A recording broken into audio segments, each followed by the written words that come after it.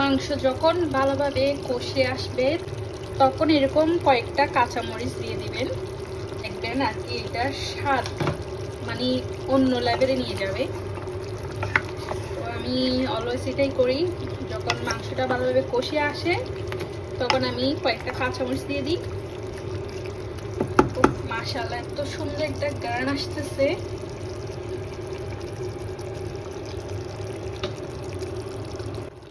Final রান্না শেষ। এখানে দেখেন আজ তো 2টা রসুন দিয়েছি আর আলু তো মাস্ট। তো রান্নাটা কেমন হয়েছে অবশ্যই অবশ্যই অবশ্যই কমেন্ট করবেন।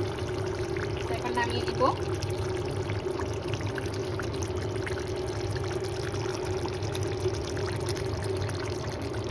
এখন খেতে বসে গেলাম। এখানে বোম্বাই মরিচ নিয়েছি, তারপরে এই যে রসুন নিলাম, রসুন দেন গরম। এই রসুনটা দেখেন মাশাআল্লাহ একদম মাংস গরম। বিসমিল্লাহ, একটা লোকমা দিই।